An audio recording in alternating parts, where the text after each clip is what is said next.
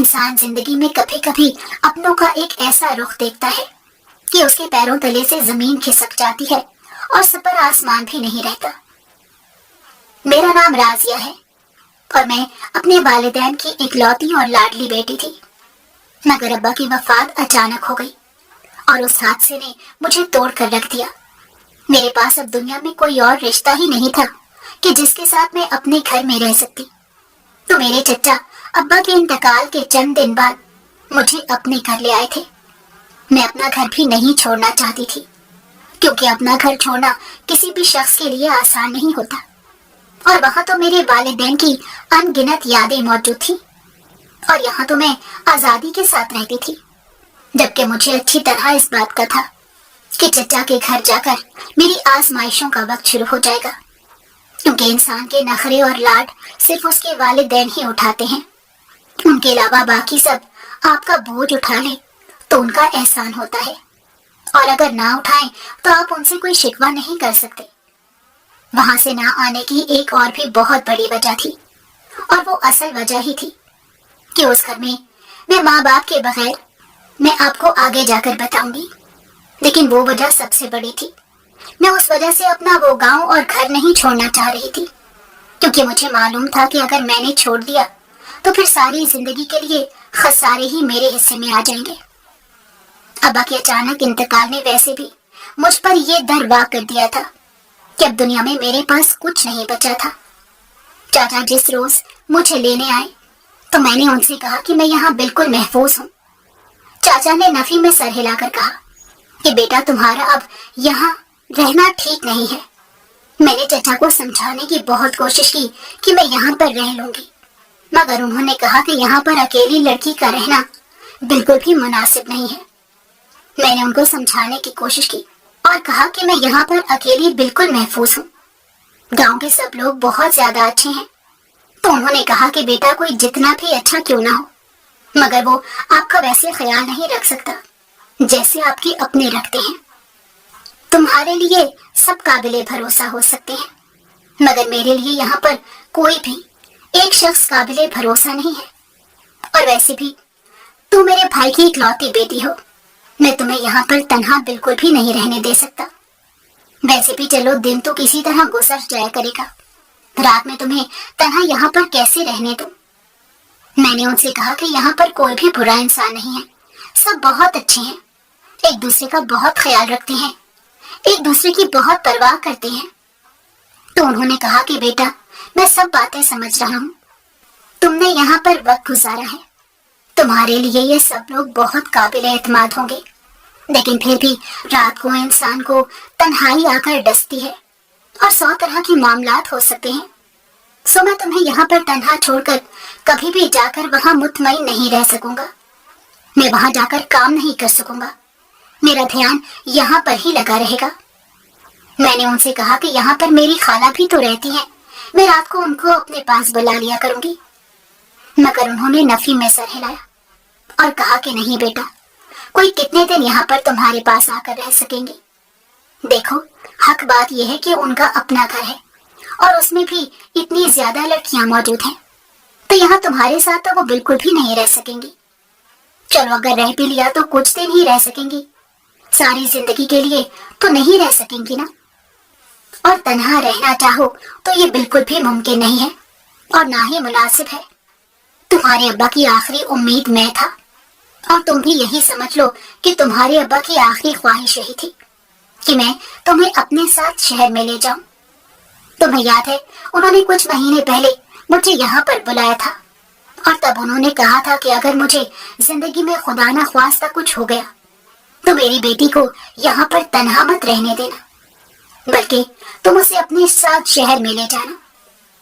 اب چچا اتنا زیادہ دباؤ ڈال رہے تھے اور ان کے ہر انداز و لب و لہجے سے یہی لگ رہا تھا کہ وہ مجھے یہاں پر کبھی بھی نہیں رہنے دیں گے۔ تو میں بھی بوجھل دل کے ساتھ سامان تیار کرنے لگی، کیونکہ مجھے معلوم تھا کہ اب یہاں میرا وقت پورا ہو چکا تھا، اور بہت سی باتیں اور بہت سے لوگوں کو دلوں میں رکھ کر میں یہاں سے جانے والی تھی۔ بہت سے لوگوں سے آخری ملاقات کرنا چاہتی تھی، لیکن سوائے ایک خاص شخص کے میری سب سے ملاقات ہو گئی، اور مجھے معلوم تھا کہ جب وہ واپس لوٹے گا تو اسے یہ دیکھ کر بہت دکھ ہوگا کہ میں یہ شہر چھوڑ کر پتہ نہیں کہاں جا چکی ہوں گی۔ حقیقت یہی ہے کہ اگر میں آج یہاں سے جا رہی تھی تو اس کو ہمیشہ کے لیے کھو کر جا رہی تھی، جس کے بغیر رہنے کا تصور بھی نہیں کر سکتی تھی۔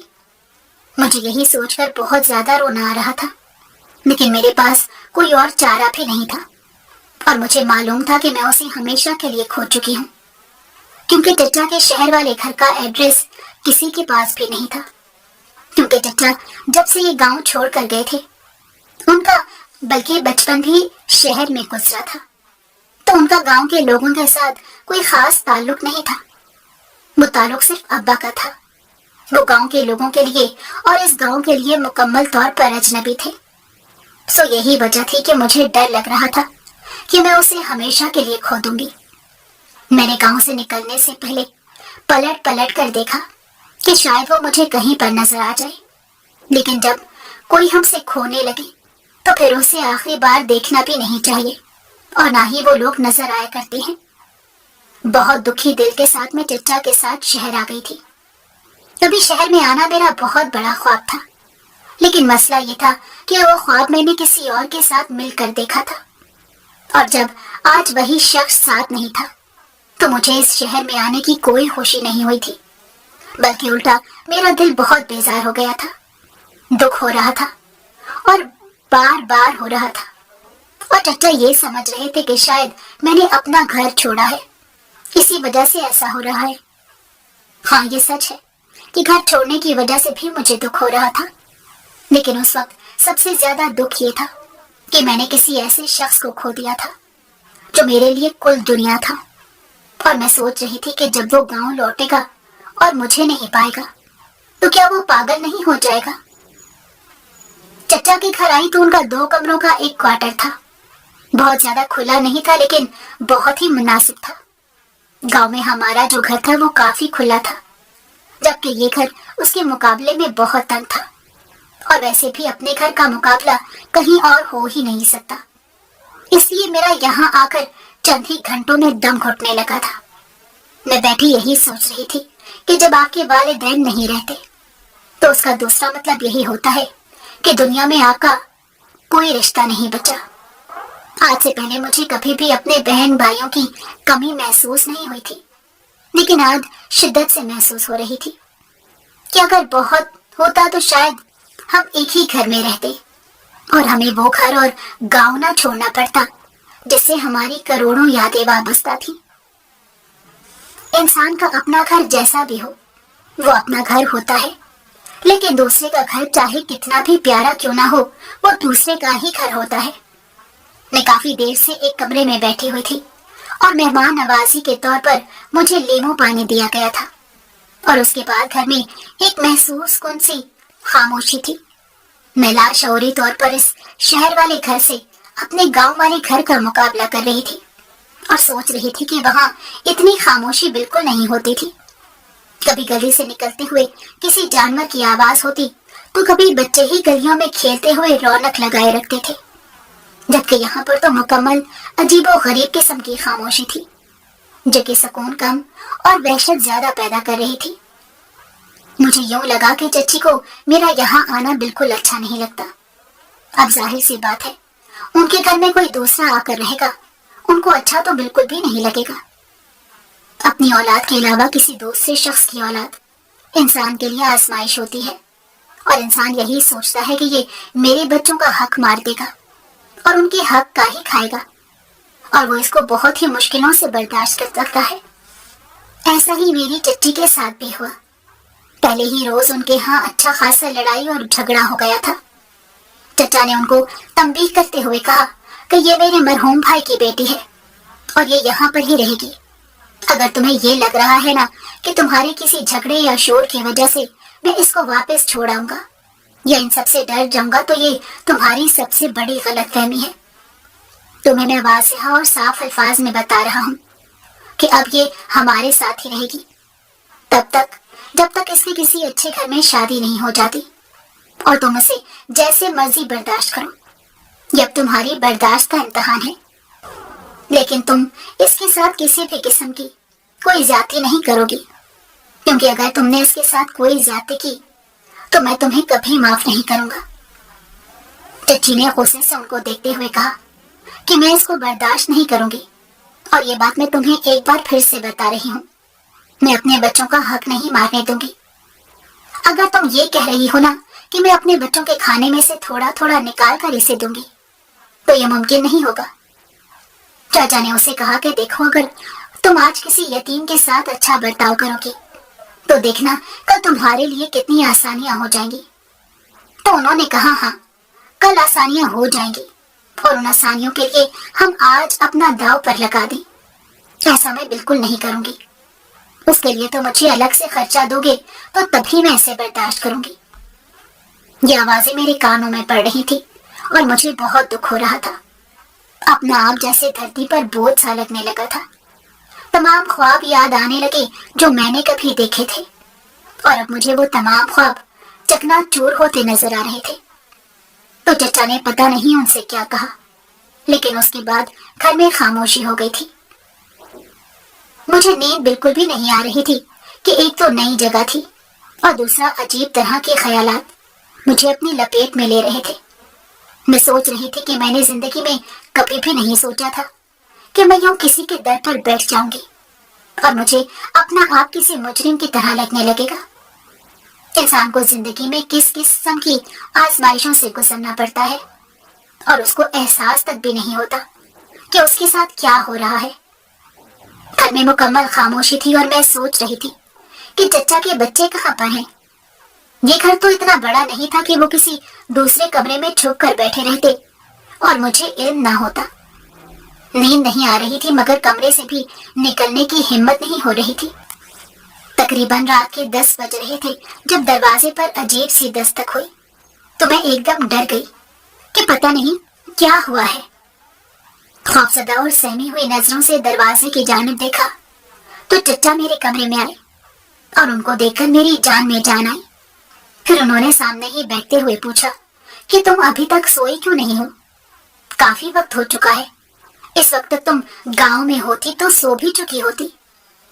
میرے دل میں ٹیسیں سی اٹھی تھی کہ یہ بات تو سچ تھی کہ اگر آج میں گاؤں میں اور اپنے گھر میں ہوتی تو میں سکون سے سو جاتی۔ پرائے گھر میں کس کو نیند آتی ہے؟ مگر میں یہ باتیں چچا سے تو نہیں کہہ سکتی تھی کہ وہ یہاں پر آخر مجھے میری بھلائی کے لیے لے کر آئے تھے۔ میں نے ڈرتے ہوئے کہا کہ مجھے نیند نہیں آ رہی تھی، تو انہوں نے کہا کہ بیٹا نیند کیوں نہیں آ رہی تھی؟ میں نے کندھے اچکا کر کہا کہ معلوم نہیں، شاید نئی جگہ ہے اس وجہ سے مجھے نیند نہیں آ رہی۔ انہوں نے کہا کہ ہاں یہی وجہ ہو سکتی ہے، لیکن کچھ دن بعد تمہارا دل لگ جائے گا تو دیکھنا یہاں پر بہت اچھی نیند آیا کرے گی۔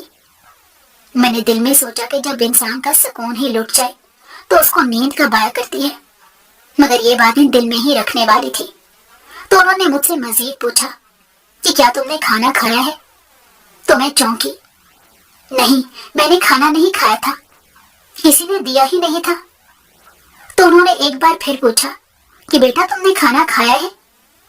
میں نے فوراً سے نفی میں سر ہلایا اور کہا کہ نہیں چچا، میں نے کھانا نہیں کھایا، اور مجھے در حقیقت ان کے پوچھنے پر ہی محسوس ہوا کہ مجھے اب بھوک لگ رہی تھی، کیونکہ جب سے میں آئی تھی وہی ایک گلاس پانی پیا تھا جو چاچی نے میری ذات پر گویا احسان کیا تھا، اور اس کے بعد میں نے کچھ بھی نہیں کھایا تھا، کیونکہ یہاں مانگنا کوئی آسان تھوڑا ہی تھا، اور وہ بھی تب جب میں چچی کا رویہ دیکھ چکی تھی۔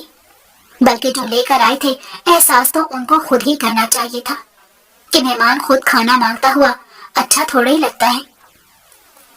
یہ بات سنتے ہی چچا کے چہرے کا رنگ اڑ گیا تھا اور کہا کہ یہ کیا اس ناہنجار اور بے وقوف عورت نے تمہیں کھانا بھی نہیں دیا؟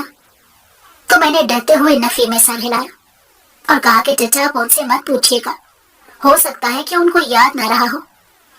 تو انہوں نے کہا کہ نہیں، یاد نہیں رہا ہوگا، بس وہ میرے ساتھ ضد لگا کر رہنا چاہتی ہے۔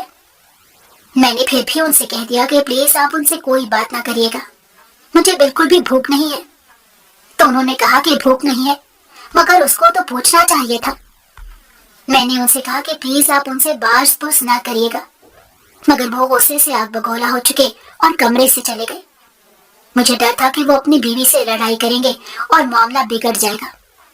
اگر ان کے درمیان میری وجہ سے لڑائی ہوگی تو ظاہر سی بات ہے کہ چچی مجھ سے ہی نفرت کریں گی اور میری ذات بالکل بھی برداشت نہیں کر سکیں گی، میرا یہاں جینا محال کر دیں گی، اور میں ایسا بالکل بھی نہیں چاہتی تھی، کیونکہ میرے پاس اس کے علاوہ کوئی اور ٹھکانہ بھی تو نہیں تھا کہ میں جہاں جا کر رہ سکتی۔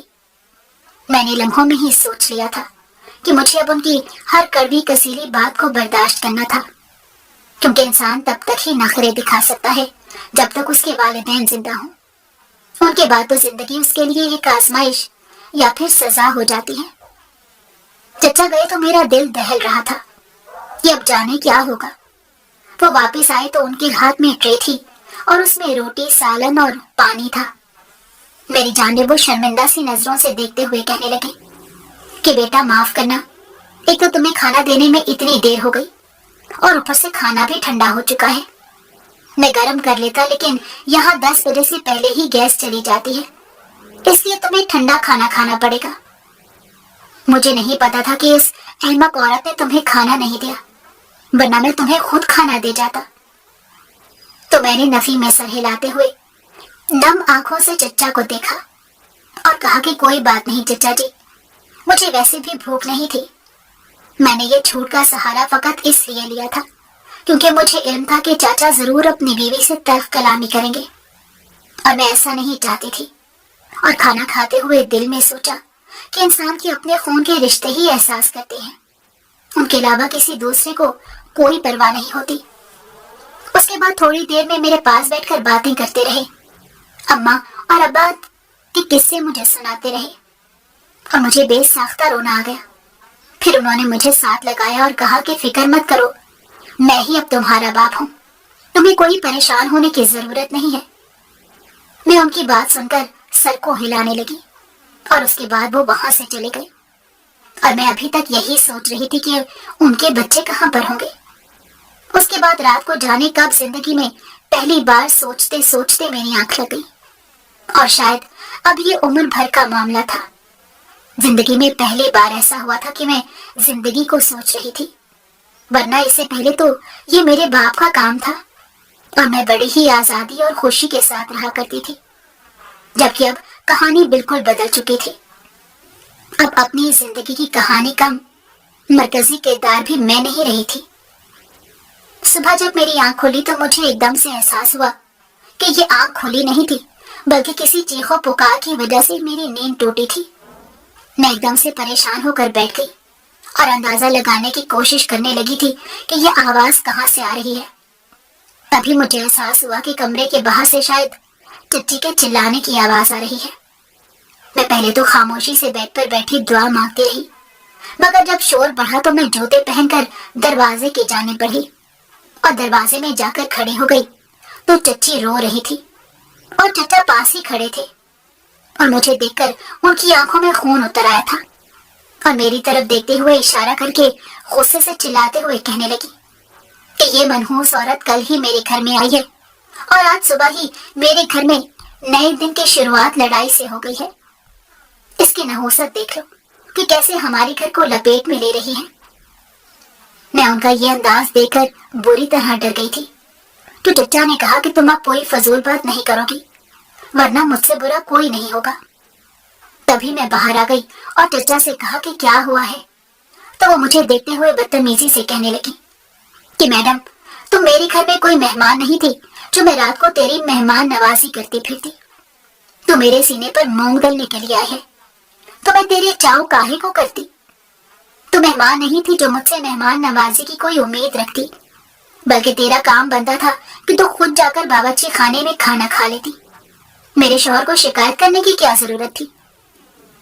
میں نے کہنے اور بتانے کی کوشش کی تھی کہ میں نے ایسا کچھ نہیں کیا، مگر وہ میری بات سننے کو تیار ہی نہیں تھی۔ مجھے دیکھتے ہوئے غصے سے کہنے لگی کہ میں تیری نوکر نہیں لگی ہوئی تھی جو تجھے کھانا دیتی اور تیری خدمت کرتی۔ میں ان سے کیسے کہتی کہ مجھے ان سے ایسی کوئی امید تھی بھی نہیں، مگر بامشکل اتنا کہا کہ چاچی میں نے کیا کیا ہے؟ تو انہوں نے طنزیہ انداز میں کہنے لگی کہ واہ بھائی، گھر چلا کر پوچھ رہی ہو کہ کیا کیا ہے؟ بھائی معصومیت کی تو حد ہی ہو گئی نا۔ مگر میں پھر بھی بتائی دیتی ہوں कि तूने अपने चचा की रात को कान भरे और उसने सुबह उठते ही मेरे दिन का बेड़ा गर्क कर दिया। मैं एक बात वाजिया करके जा रही हूँ कि मोहतरमा नहीं होगी मुझसे तुम्हारी खिदमत। बीबी, उठकर जो खाना या पीना हो पी लेना, मुझसे किसी किस्म की कोई उम्मीद मत रखना। मैंने चचा की जानिब देखते हुए बेबसी से कहा कि मैंने आपसे कहा था ना, आपको मना किया था ना कि इनसे कुछ मत कहिएगा। मुझे भूख नहीं थी तो मेरी चच्ची का बस नहीं चल रहा था कि मुझे कच्चा चबा जाए, तो हाथ उठाकर तंबीही अंदाज में कहने लगी कि तुम मेरे ज़ब्त का इम्तहान मत लो और अब अपनी बकवास बंद कर दो, वरना आज मेरे हाथों कत्ल हो जाएगा। चचा ने भी कहा कि इसने शिकायत नहीं की, मगर वो बात काट कर कहने लगी कि मेरे साथ ये खेल रचाने की कोशिश मत करना। मैं जानती हूँ अच्छी तरह से कि तुमने पहले उसके कान भरे हैं और अब तुम मेरे सामने नंबर बढ़ाने के लिए ये काम कर रही हो। मैंने नफी में सर हिलाकर कहा कि चच्ची, मैंने ऐसा कुछ भी नहीं किया। आप मुझ पर ना सही चचा पर तो यकीन करें। तो वो मुझ पर झपटने लगी थी। जब चचा ने उनको बमुश्किल पकड़ा तो उनके उस जारहाना रद्द-ए-अमल की वजह से मैं बहुत ज्यादा डर चुकी थी। मेरे तो वालिदैन ने मेरे सामने कभी ऊंची आवाज में बात तक नहीं की थी, तो उन्होंने पहले से भी ज्यादा आवाज में चिल्लाते हुए कहा कि बकवास ना करो, मैं सब कुछ अच्छी तरह जानती हूँ। चाचा उनको चुप करवाने की बराबर कोशिश कर रहे थे, मगर वो एक जबान दराज औरत थी जो हत्थे से उखड़ चुकी थी। मुझे अब एहसास हुआ कि चाचा ने हमारे साथ क्यों कभी ज्यादा ताल्लुक नहीं रखा था। वो तो मेरी जानिब खून आशाम नजरों से देखते हुए कहने लगी कि अरे तुम मेरा एहसान मानो कि मैंने तुम्हें इस घर में रखा हुआ है और उल्टा तुम मेरे ही शौहर के कान भर के हमारे घर का माहौल खराब करना चाह रही हो।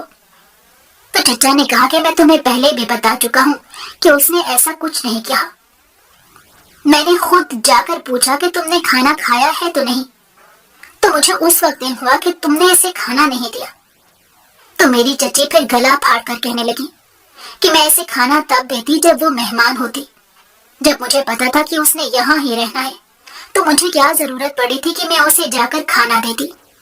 और वैसे भी मेरी तबीयत ठीक नहीं रहती, इससे कहो कि घर के काम संभाले, जो करना है करे, और ये सारा दिन मैं इसको यहाँ पर कमरे में बिठा कर नहीं रखने वाली।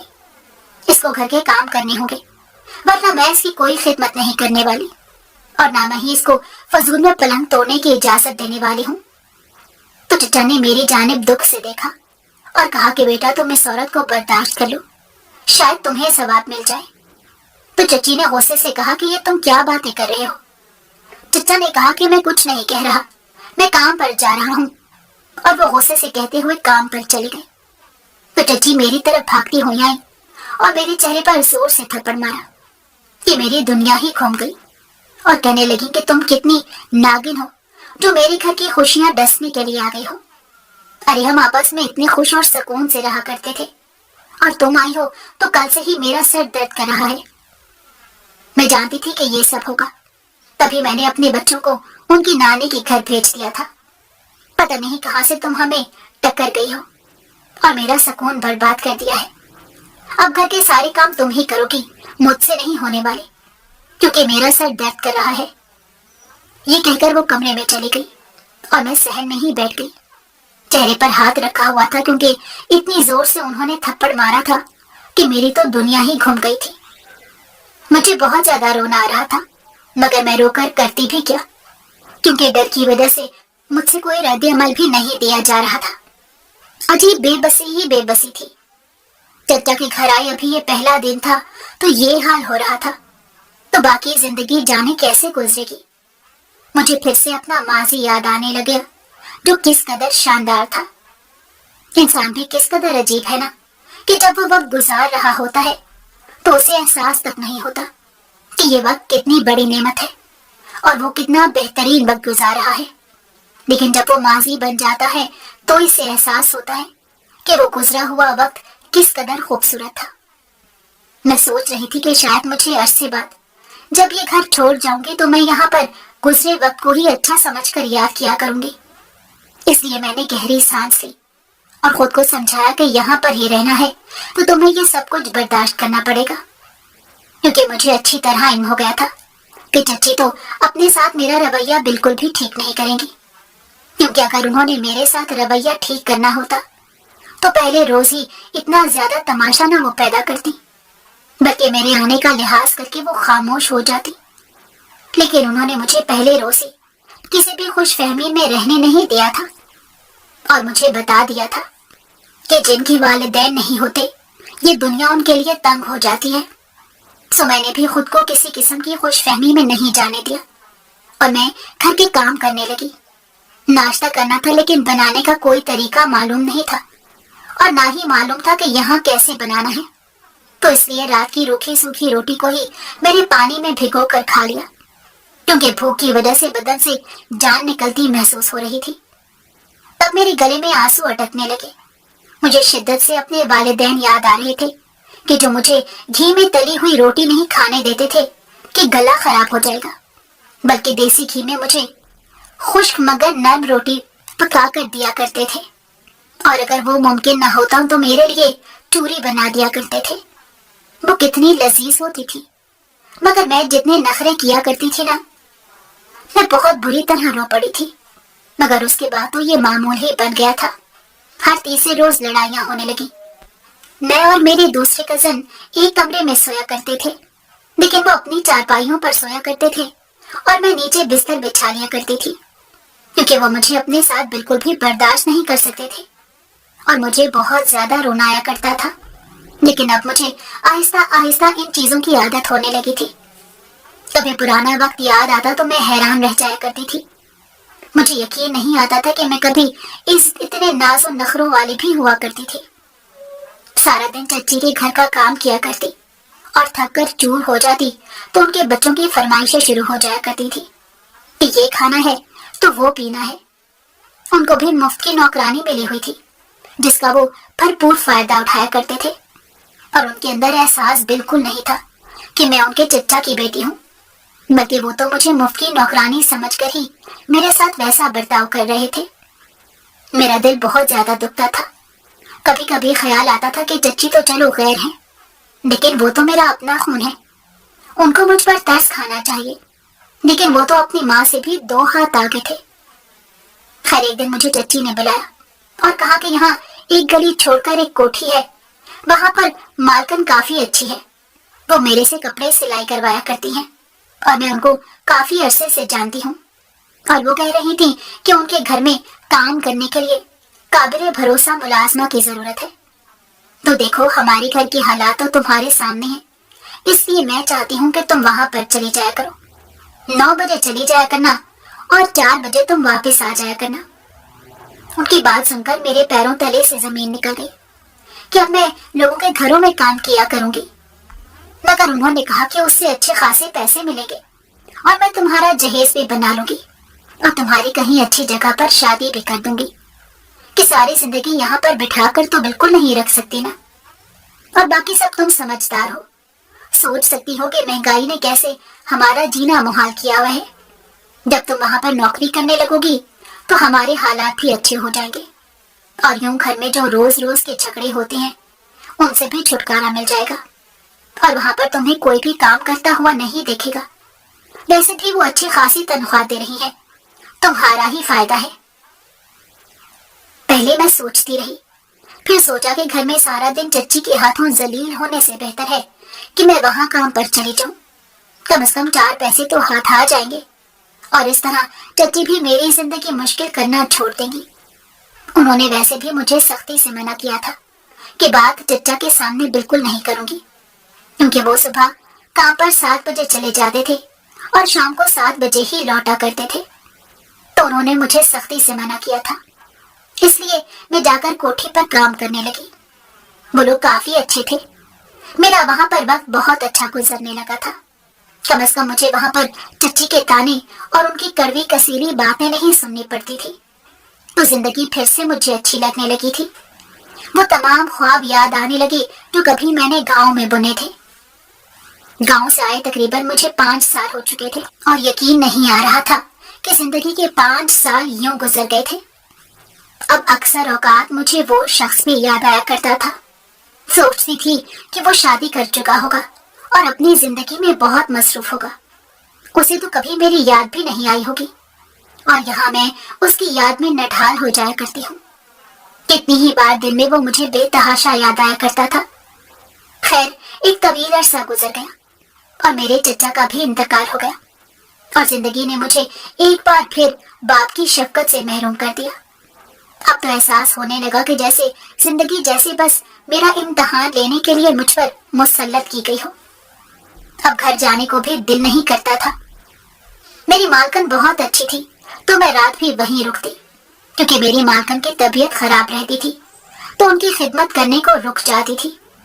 ایک دن وہاں پر مجھے دلہن کے لباس میں ایک عورت دکھائی دی تو میں حیرت سے اسے دیکھنے لگی، لیکن میرے دیکھتے ہی دیکھتے وہ یہ کہتے ہوئے ایک کمرے میں چلی گئی کہ کسی کو بتانا مت۔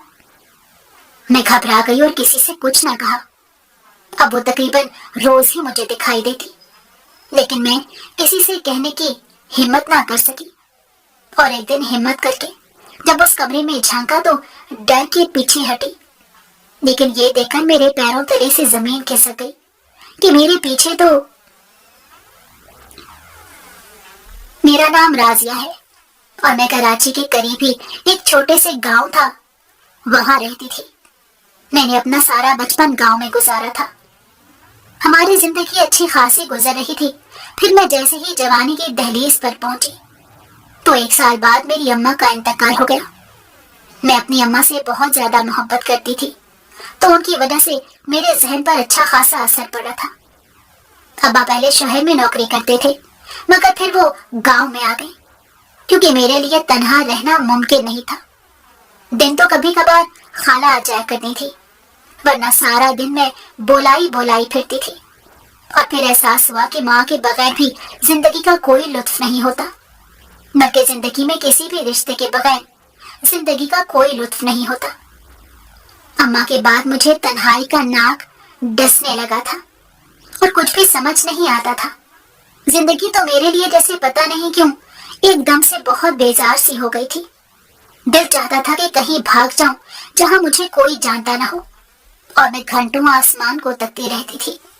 انہیں دنوں ہمارے گاؤں میں ایک شادی آ گئی تو ابا نے مجھے وہاں چلنے کو کہہ دیا کہ انہوں نے ہمیں بلایا تھا۔ میں نے انکار کر دیا۔